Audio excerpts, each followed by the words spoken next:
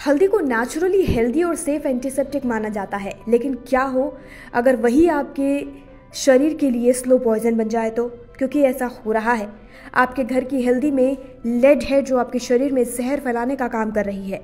चलिए जानते हैं क्या है लेड, कैसे ये आपके शरीर को नुकसान पहुंचा रहा है। बने रहिए वीडियो के अंत तक।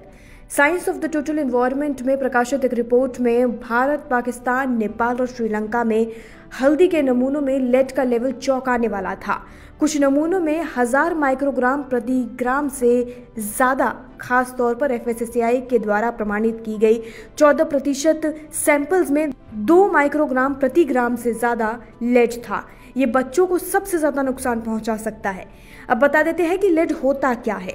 लेड एक भारी धातु है जिसे कैल्शियम का नकल कहा जाता है। अगर आप इसका ज़्यादा सेवन करते हैं तो ये हड्डियों में जाकर जमा हो जाता है। ये मेटाबॉलिज्म के लिए भी नुकसानदायक होता है। साथ ही ये आपके ब्रेन और दिल के लिए काफ़ी ज़्यादा नुकसानदायक होता है। जिन बच्चों में लेड का लेवल 10 माइक्रोग्राम से ज़्यादा है उन बच्चों में फोकस करने की क्षमता कम होती है। अब लेड से होने वाले नुकसान की बात कर लेते हैं। लेड किसी भी मात्रा में शरीर के लिए सुरक्षित नहीं है। लेड के सेवन की वजह से किडनी खराब हो सकती है और नर्वस सिस्टम डैमेज हो सकता है। स्पेशली प्रेग्नेंट महिलाओं के लिए लेड सबसे ज़्यादा जहरीला होता है। लेड हमारे शरीर की हड्डियों, दांतों, किडनी और दिमाग में जमा हो जाता है। बच्चों के शरीर में इसका बढ़ता स्तर उनके सोचने समझने की क्षमता को काफ़ी ज़्यादा प्रभावित करता है और कम कर देता है। अब चलते हैं हल्दी पर कि कैसी ये लेड वाली हल्दी आपके सेहत को खराब कर सकती है, आपको बीमार बना सकती है। हल्दी में रंग को चमकदार बनाने के लिए लेड क्रोमेट नामक जहरीले रसायन का इस्तेमाल किया जाता है। ये हेल्थ के लिए सबसे ज़्यादा नुकसानदायक साबित हो सकता है। इसमें न्यूरोलॉजिकल समस्याओं और किडनी के बीमारियों का खतरा बढ़ सकता है। अब बताते हैं कि रिपोर्ट में क्या कहा गया है।